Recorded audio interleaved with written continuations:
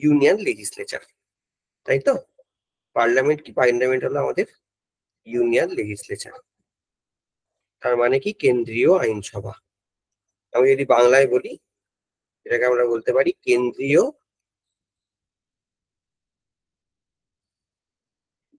আইনসভা। ঠিক আছে, এবার এই কেন্দ্রীয় আইনসভার কাজ কি?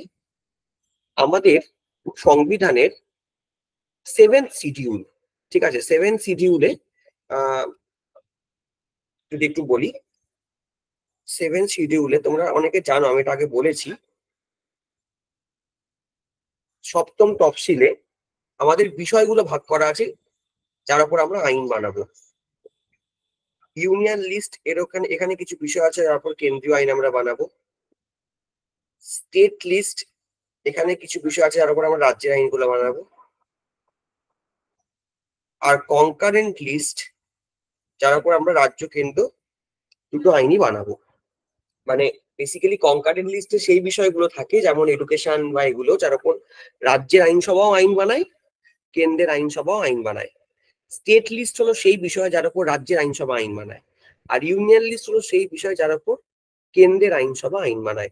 আর এই কেন্দ্রীয় আইনসভা মানে আমাদের যেটাকে আমরা পার্লামেন্ট বলি, সে বেসিক্যালি ইউনিয়ন লিস্টের বিষয়গুলোর উপর আইনি বানাচ্ছে, কনকারেন্ট লিস্টের বিষয়গুলোর উপর আইন বানাচ্ছে। বুঝতে পেরেছো? তাহলে মেনলি আমাকে যদি জিজ্ঞেস করা হয় পার্লামেন্ট কি, পার্লামেন্টের কাজ হলো লেজিসলেট করা, অর্থাৎ আইন তৈরি করা। ঠিক আছে? আর আমাদের যেহেতু দুটো আইনসভা রয়েছে, একটা কেন্দ্রের আইনসভা রয়েছে, একটা রাজ্যের আইনসভা রয়েছে, আমরা এখানে কেন্দ্রীয় আইনসভা নিয়ে আলোচনা করছি, ইউনিয়ন লেজিসলেচার নিয়ে আলোচনা করছি। তাহলে পার্লামেন্টের বেসিক কাজ যদি এটা হয়, পার্লামেন্ট আর একটা কাজ করে যেটা রাজ্যের আইনসভা করতে পারে না, সেটা হলো পার্লামেন্ট ক্যান অ্যামেন্ড কনস্টিটিউশন। এটাকে যদি আমরা বাংলায় বলি, আমি কি বলবো না, ভারতবর্ষের পার্লামেন্ট সংবিধান সংশোধন করতে পারে। আমাদের যে বিধানসভা আছে বা রাজ্যের আইনসভা আছে, তারা কিন্তু সংবিধানকে সংশোধন করতে পারে না, অ্যামেন্ড করতে পারে না, এটা কিন্তু পার্লামেন্ট পারে। তাহলে পার্লামেন্টকে যদি আমাকে জিজ্ঞেস করা হয়, আমি যদি জাস্ট পার্লামেন্ট জিনিসটা কি বুঝি, আমি বলবো পার্লামেন্ট হলো আমাদের দেশের ইউনিয়ন লেজিসলেচার বা কেন্দ্রীয় আইনসভা। 7th শিডিউলে যে সমস্ত বিষয় আছে, আচ্ছা তুমি বলবে আচ্ছা কোন কোন এমন বিষয় আছে যেগুলো কেন্দ্রীয় আইন বানায়? এরকম প্রচুর বিষয় আছে, যেমন ধরো ব্যাংকিং এর উপর কেন্দ্র আইন বানায়, ডিফেন্স কেন্দ্র আইন বানায়, সিটিজেনশিপ নাগরিকত্ব তার উপর কেন্দ্র আইন বানায়, তারপর ধরো আমাদের যে ইন্স্যুরেন্স তার উপর কেন্দ্রীয় আইন বানায়, অ্যাটমিক এনার্জি তার উপর কেন্দ্র আইন বানায়। তো এইগুলো হলো সব ইউনিয়ন লিস্ট, কেন্দ্রের বিষয়, তার উপর কেন্দ্রীয় আইনসভা আইন বানায়, এটা একটা কাজ। কনকারেন্ট লিস্টের বিষয়গুলোর উপর রাজ্যের সাথে কেন্দ্রীয় আইনসভা আইন বানাতে পারে, যেমন education, forest, marriage and divorce, এটা হলো কনকারেন্ট লিস্ট এই বিষয়গুলো, ইলেকট্রিসিটি। আর একটা হলো সেকেন্ড কাজ, আইন তৈরি করা তো অবভিয়াসলি পার্লামেন্টের প্রধান কাজ। আর সেকেন্ড কাজ হলো পার্লামেন্ট সংবিধানকে সংশোধন করতে পারে, parliament can amend the constitution. তাহলে হলো পার্লামেন্টের এই হলো বেসিক কাজ। ঠিক আছে, তাহলে আমরা যদি বলি, আমি বাংলাটাতেই চলে যাচ্ছি, তোমাদের বাংলাটাতে এক্সপ্লেনেশনের সুবিধা হবে। তাহলে দেখো প্রথমে যেটা বলেছি, একদম প্রথমে এই যে সংসদের কনসেপ্ট, এটা আমরা কোথা থেকে নিয়েছি? সংসদ কেন্দ্রীয় সরকারের আইন প্রণয়নকারী অঙ্গ, সেটা আমরা বুঝেছি। ইউনিয়ন লেজিসলেচারের আমাদের যে ইউনিয়ন ল গুলো তৈরি হয় সেটা সব সংসদ তৈরি করে। এই ধারণা বা এই আইডিয়া আমরা কোথা থেকে নিয়েছি? এটা আমরা নিয়েছি ব্রিটেন থেকে। আমাদের পার্লামেন্ট হলো দ্বিকক্ষ বিশিষ্ট, দ্বিকক্ষ বিশিষ্ট মানে হলো দুটো হাউস আছে, এটাকে ইংরেজিতে আমরা বলি বাইক্যামেরাল। দুটো হাউস কি কি না, একটা হলো তোমার আপার হাউস, আপার হাউসের অরিজিনাল নাম তোমরা সবাই জানো, কাউন্সিল অফ দ্য স্টেটস। আর এটার হিন্দি নাম বা বাংলা নাম তুমি যাই বলো রাজ্যসভা, রাজ্যসভার নামটা 1954-এ নেওয়া হয়। আর lower house house of the people, Lok Sabha. Part 5 এ এর আইডিয়া আছে। 79 থেকে 122 আর্টিকেলের ভেতরে এগুলো বলা যায়। তালিকা কেন্দ্রীয় ওয়েস্টমিনিস্টার সরকারের মডেল হিসেবে পরিচিত। অ্যাকচুয়ালি এটাকে ওয়েস্টমিনিস্টার মডেল বলে কারণ ইউকে থেকে তো আমাদের পার্লামেন্টারি ডেমোক্রেসির কনসেপ্ট নেওয়া হয়েছে। আর ইউকে তে যে পার্লামেন্ট সেটা কিন্তু কোথায় আছে, মানে যে জায়গাতে আছে সেই জায়গাটার নাম হলো ওয়েস্টমিনিস্টার।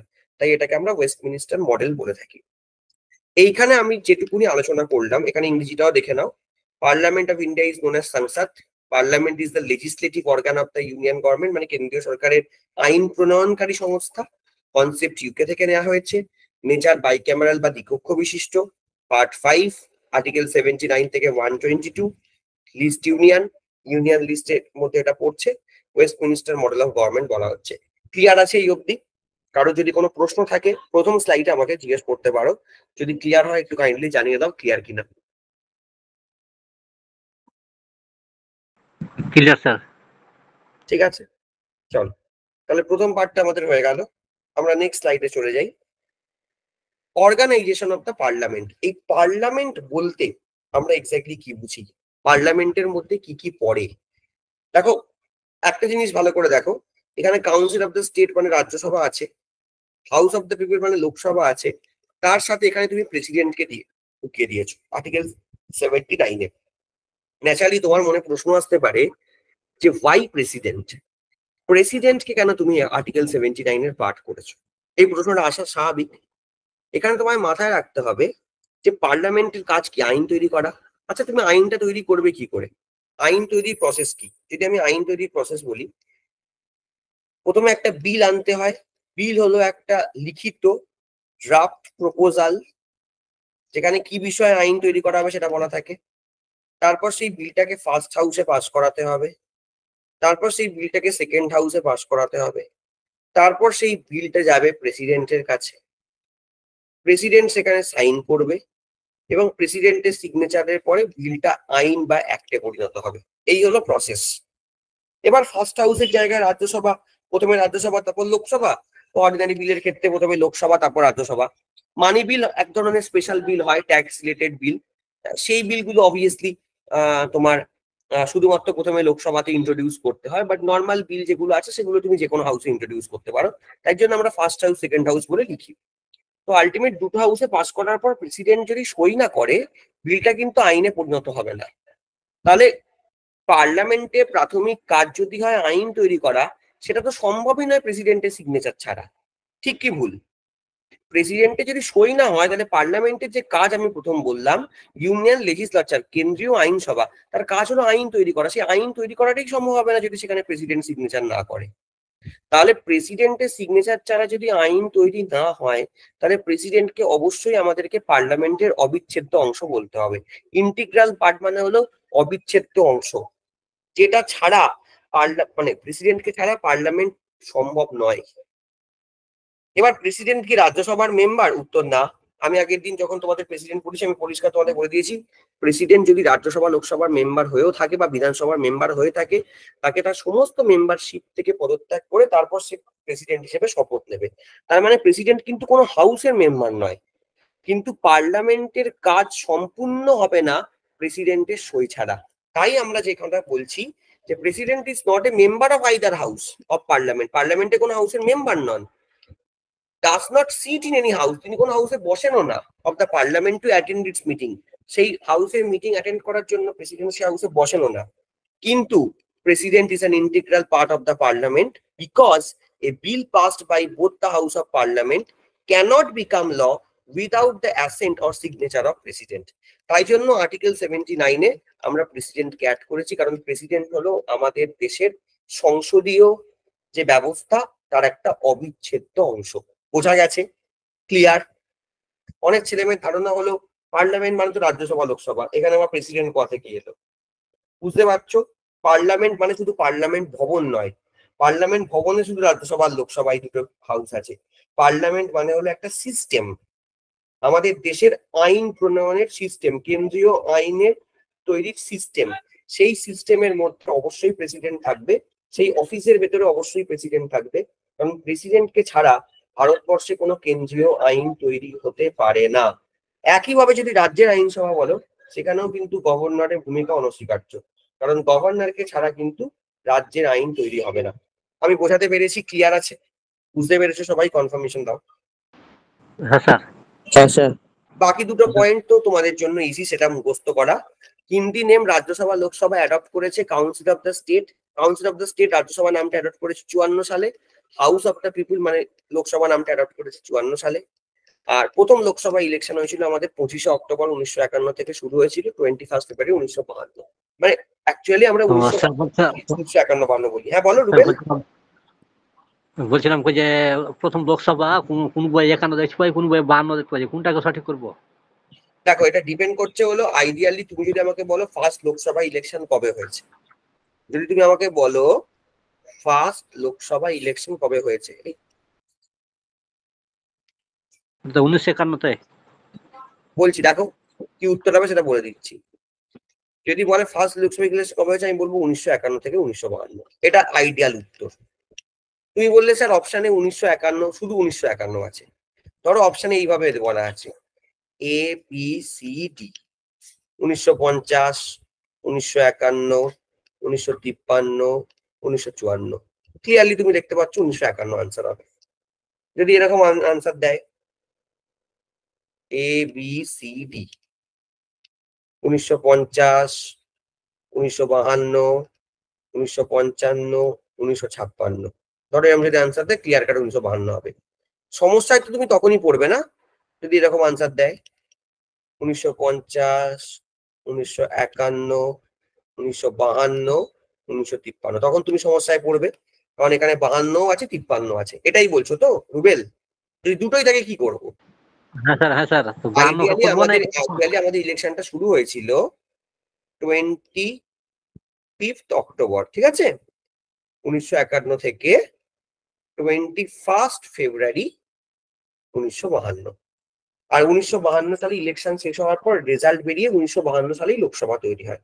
সেই ক্ষেত্রে যেহেতু 1952তেই মানে ভোটটা কনক্লুড হচ্ছে, শেষ হচ্ছে, আমরা 1952 আনসার নেবো যদি 1951-52 দুটোই থাকে। আদারওয়াইজ আমরা 51-52 মধ্যে যে কোনো একটা যদি থাকে তাহলে সেটা আনসার নেবো। আর অরিজিনাল ডেট যদি বলো আমাকে 25শে অক্টোবর 1951 থেকে 21 ফেব্রুয়ারি 1952, আইডিয়ালি এরম ভাবে লেখা উচিত 51 থেকে 52, কারণ এটা 51 শুরু হচ্ছে 52 শেষ হচ্ছে। কিন্তু আইডিয়াল উত্তর তো সবসময় আমাদের পরীক্ষার অপশনে থাকে না, আমাকে বেস্ট পসিবল আনসার চুজ করতে হয়। সেক্ষেত্রে আমি কোনটার ক্ষেত্রে কি আনসার নেবো সেটা বললাম। রুবেল বুঝতে পেরেছো? ক্লিয়ার হয়েছে? হ্যাঁ স্যার, হয়েছে, এবার হয়েছে। চলো তাহলে এটা হয়ে গেল। এবার আমরা চলে আসি নেক্সট লোকসভা নিয়ে। যদি বলি লোকসভার কিছু আলাদা নাম আছে, যেমন lower house, house of the people, first chamber, popular chamber, এগুলো হলো লোকসভার বিভিন্ন নাম। লোকসভাকে আমরা লোয়ার হাউস বলি। তুমি বলবো আচ্ছা স্যার লোকসভাকে কেন পপুলার চেম্বার বলা হয়? এই কারণেই বলা হয় কারণ লোকসভার যারা প্রতিনিধি তারা কিন্তু মানুষের দ্বারা নির্বাচিত, ঠিক আছে? তুমি দেখো না রাজ্যসভার ভোট কি কখন আমরা দিই? আমরা দিই না। আমাদের কোন ভোটে অংশগ্রহণ করি? আমরা লোকসভার ভোটে অংশগ্রহণ করি। আমরা জানি ভারত সরকার তৈরি করতে গেলে আমাকে লোকসভার ভোটে অংশগ্রহণ করতে হবে। কয়েকদিন আগে তোমরা সবাই ভোট দিয়েওছো, ইনফ্যাক্ট লোকসভার ভোট হলো, তোমরা দেখলে কেন্দ্রীয় সরকার তৈরি হলো। আর রাজ্যসভার যারা মেম্বার তারা আমাদের দ্বারা সরাসরি নির্বাচিত হয় না। আমাদের যারা বিধানসভার মেম্বার, যাদেরকে আমরা রাজ্য সরকার তৈরি করার সময় যখন আমরা বিধানসভায় ভোট দিই, সেই বিধানসভার মেম্বাররা আবার আমাদের রাজ্য থেকে যে রাজ্যসভার কোটা থাকে তাদেরকে রাজ্যসভায় পাঠায়। তাই বিধানসভা নির্বাচনটা আমরা সরাসরি অংশগ্রহণ করি, যেটা তোমার রাজ্য সরকারের নির্বাচন, রাজ্য সরকার তৈরি নির্বাচন। লোকসভার ভোটটা আমরা সরাসরি অংশগ্রহণ করি, কেন্দ্রীয় সরকার তৈরি নির্বাচন। এবং রাজ্যসভার যে ভোটটা সেটা আমাদের দ্বারা নির্বাচিত যারা বিধায়ক, যারা বিধানসভার মেম্বার, তারা রাজ্যসভার মেম্বারদেরকে আবার নিজেরা ভোট দিয়ে তাদেরকে পাঠায়। তো রাজ্যসভার ভোটে কিন্তু আমরা অংশগ্রহণ করি না। লোকসভার ভোটে যেহেতু মানে লোকসভার মাধ্যমে যেহেতু ভারত সরকার তৈরি হয়, এবং তোমরা খুব ভালো করেই জানো লোকসভাতে মেজরিটি যে দলের, সেই দল ভারত সরকার তৈরি করে, দ্যাট ইজ 273, 273টা সিট, যেটাকে তোমরা অনেকে ম্যাজিক ফিগারও বলে থাকো। তাই লোকসভার মাধ্যমেই যেহেতু সরকার তৈরি হয়, আমরা আগের দিন পড়েছিলাম যে গভর্নমেন্ট, অথবা আমরা বলি ইউনিয়ন কাউন্সিল অফ মিনিস্টার, অথবা আমরা বলি কেন্দ্রীয় মন্ত্রিসভা, ডিরেক্টলি রেসপন্সিবল টু লেজিসলেচার বা লোকসভা, তাই লোকসভাকে আমরা পপুলার চেম্বার বলে থাকি। যদি লোকসভার কম্পোজিশনের কথা বলো, লোকসভাতে কতজন কি রয়েছেন সেটা আর্টিকেল 81-এ তার কথা বলা আছে। লোকসভার ম্যাক্সিমাম স্ট্রেংথ 550, বর্তমানে স্ট্রেংথ হলো 543 জন। তার মধ্যে আমাদের 28টা রাজ্য থেকে 524 জন প্রতিনিধি নির্বাচিত হন, এবং আমাদের যে 8টা ইউনিয়ন টেরিটরি আছে সেখান থেকে 19 জন প্রতিনিধি নির্বাচিত হন। সব মিলিয়ে সংখ্যাটা 543। মাথায় রাখবে 2020 সালের আগে সংখ্যাটা ছিল 545। ঠিক আছে, 2020 সালের আগে সংখ্যাটা ছিল 545, 2020-তে সেটা কমে হয়েছে 543। এর কারণটা কি? দুজন অ্যাংলো ইন্ডিয়ান মেম্বার। তুমি বলবে স্যার অ্যাংলো ইন্ডিয়ান মেম্বার কাদেরকে বলে? অ্যাংলো ইন্ডিয়ান বলে হলো যারা বাবার দিক থেকে ব্রিটিশ। ধরো দাদু একসময় ভারতবর্ষে এসেছিলেন, যখন ভারতবর্ষে আমাদের ব্রিটিশ শাসন চলছে, তারপর দাদু আসার পর অবভিয়াসলি বুঝতেই পারছো তুমি মানে ব্রিটেনের অরিজিন, কিন্তু মানে ঠাকুমার দিক দিয়ে মায়ের দিক দিয়ে তুমি ব্রিটিশ নও, বাট বাবার দিক দিয়ে মানে ফাদার লাইনে তুমি ব্রিটিশ, তাদেরকে অ্যাংলো ইন্ডিয়ান বলে। তো অ্যাংলো ইন্ডিয়ান দুজন মেম্বার আগে ছিলেন, এবং এই যে দুজন মেম্বার তারা কিন্তু নির্বাচিত ছিলেন না, তাদেরকে মনোনীত করত ভারতবর্ষের রাষ্ট্রপতি। অবশ্যই কেন্দ্রীয় সরকারের কথাতেই করতো, রাষ্ট্রপতি তো নমিনাল হেড, তার তো নিজস্ব কোনো বলতে পারো ডিসিশন নেওয়ার ক্ষমতা নেই। তো যাই হোক, সেই দুজন রাষ্ট্রপতি যে দুজন অ্যাংলো ইন্ডিয়ান মেম্বারকে লোকসভাতে নমিনেট করতো সেটা কিন্তু আমরা তুলে দিয়েছি 104th অ্যামেন্ডমেন্ট অ্যাক্ট, 104তম সংবিধান সংশোধনী আইনের মাধ্যমে। Anglo Indian nomination in Lok Sabha is suspended by 104th constitution amendment act 2020। তো 104th অ্যামেন্ডমেন্ট অ্যাক্টের মাধ্যমে এই যে দুজন নমিনেটেড মেম্বার তাদের মেম্বারশিপ আমরা স্ক্র্যাপ করে দিয়েছি বলে, তুলে দিয়েছি বলে, বর্তমানে আমাদের লোকসভার মোট সদস্য 543, এবং এরা সবাই মানুষের দ্বারা নির্বাচিত। তোমরা বলবে স্যার সদস্য তো 543 বুঝলাম, কিন্তু এখানে একটা কথা বলুন, এখানে 550 জন ম্যাক্সিমাম স্ট্রেংথ কেন বলেছেন? এই কারণেই বলেছি, কারণ হতে পারে ভবিষ্যতে কোনো একটা টেরিটরি আবার ভারতে ঢুকে গেল। তুমি বলবে টেরিটরি ভারতে ঢুকে গেল মানে? যেভাবে আমরা সিকিমকে 1975 সালে ভারতবর্ষ অন্তর্ভুক্ত করেছিলাম, যেভাবে পন্ডিচেরিকে আমরা 1962 সালে ভারতবর্ষ অন্তর্ভুক্ত করেছিলাম, যেভাবে আমাদের দেশে অন্তর্ভুক্ত হয়েছিল দাদরা নগর হাভেলি দমন অ্যান্ড দিউ। একসময় এখানে পর্তুগিজরা শাসন করতো, তোমরা জানো। পন্ডিচেরিতে শাসন করতো ফ্রেঞ্চরা। সিকিম তো একটা আলাদা দেশের মর্যাদা ছিল, সেখান থেকে ওরা আমাদের দেশে আসছে। হতেই পারে ভবিষ্যৎ ধরো নেপাল আমাদের দেশে ঢুকে গেল, ভুটান আমাদের দেশে ঢুকে গেল, আমরা জানি না। ঠিক আছে, বা এমনও হতে পারে যে যেটাকে আমরা বলি পাক অধিকৃত কাশ্মীর, সেটাও হয়তো একবার কিছুদিন পরে বা কোনো একটা সময়, আজকে থেকে 50 বছর পরে ভারত হয়তো সেটাকেও তাদের দখলে নিয়ে নিল। আমি জানি না ভবিষ্যৎ কি হবে, কিন্তু ভবিষ্যতে যদি কোনো জায়গা ভারতবর্ষে ঢোকে, তাহলে তাদেরকে যাতে লোকসভার সিটস আমরা দিতে পারি, সেই জন্যই কিন্তু ম্যাক্সিমাম স্টেটটা 550 করা হয়েছে। এটা পরে বাড়ানোও যেতে পারে। ক্লিয়ার আছে? বোঝা গেছে? সবাই বুঝেছো? একদম ইজি, শুধু আমার এক্সপ্লেনেশনটা একটু শুনে নেবে। কি বলছো বিধান? ফার্স্ট চেম্বার বলছে কেন? ফার্স্ট চেম্বার বলছে এটা একটা নাম, ফার্স্ট চেম্বার, কারণ মাথায় রাখতে হবে অ্যাট মোস্ট ইম্পর্টেন্ট চেম্বার পার্লামেন্টে হলো এই লোকসভা। কারণ আজকে লোকসভাই তো ঠিক করে ভারত সরকারে কে থাকবে, রাজ্যসভা তো ঠিক করে না। ধরো এখন তো বিজেপির মেজরিটি নেই রাজ্যসভাতে, তোমরা অনেকেই জানো। তাতে কি বিজেপির সরকারটা পড়ে গেছে? পড়েনি, কারণ লোকসভায় তাদের বিজেপির নিজস্ব অবশ্য মেজরিটি নেই, বাট বিজেপি যে অ্যালায়েন্সের আন্ডারে রয়েছে, যে কোয়ালিশনের আন্ডারে রয়েছে, যে জোটের আন্ডারে রয়েছে, সেই এনডিএ 300টা সিট রয়েছে। তাই আলটিমেট যেহেতু লোকসভাই ঠিক করে ভারত সরকার কে থাকবে, বা উল্টোটা লোকসভাতে যদি বিরোধীরা অনাস্থা প্রস্তাব নিয়ে আসে এবং যদি সরকার তাদের আস্থা প্রমাণ করতে না পারে লোকসভাতে, তাহলে তো আলটিমেট সরকার পড়ে যাবে। তাই জন্য লোকসভাকে ফার্স্ট চেম্বার, পপুলার চেম্বার এগুলো বলা হয়। ক্লিয়ার হয়েছে? এই পার্টটা আমাদের হয়ে গেল। নেক্সট আমরা চলে যাই, লোকসভার একজন মেম্বার হতে গেলে তোমার ন্যূনতম কি যোগ্যতা লাগবে। প্রথম যেটা বলেছে, তোমার মিনিমাম 25 বছর বয়স হতে হবে, ন্যূনতম 25 বছর বয়স এটা হতে হবে। 2 নম্বর বলছে সংসদ কর্তৃক নির্ধারিত অন্য কোনো যোগ্যতা অবশ্যই পূরণ করতে হবে। অনেক সময় এমন হয় যে সংসদ হয়তো নতুন করে কিছু আলাদা এক্সট্রা তুমি বলতে পারো কোয়ালিফিকেশন অ্যাড করলো, তাহলে সেটাও হয়ে যাবে। অবশ্যই এর পয়েন্ট আমি বলে দিই, ভারতের নাগরিক। তোমরা জানবে, আমি আগেও বলেছিলাম যে আমাদের দেশে তোমাকে যদি কোনো ইম্পর্টেন্ট অ্যাডমিনিস্ট্রেটিভ প্রশাসনিক পদ যদি তোমাকে দখল করে রাখতে হয়, তোমাকে যদি কোনো মন্ত্রী হতে হয় বলো, এমএলএ বলো, এমপি বলো, পঞ্চায়েত মেম্বার বলো, পুরসভার মেম্বার বলো, হাইকোর্ট সুপ্রিম কোর্টের জাজ বলো, প্রাথমিকভাবে তোমাকে যেটা করতে হবে, তোমাকে ভারতের নাগরিক হতে হবে। ভারতের না নাগরিক হলে কিন্তু তুমি আলটিমেট এটার জন্য এলিজিবল হবে না। তো এটা সবচেয়ে প্রথম ক্রাইটেরিয়া। তারপর যেটা আছে, ভারতের যে কোনো সংসদীয় আসনের ভোটার হিসেবে নিবন্ধিত হতে হবে। দেখো, বারবার একটা জিনিস বোঝো, পশ্চিমবঙ্গের কোন একটা লোকসভার ভোটে দাঁড়াতে গেলে তোমাকে পশ্চিমবঙ্গেরই ভোটার হতে হবে বা সেই লোকসভার ভোটার হতে হবে এমন কোনো মানে নেই।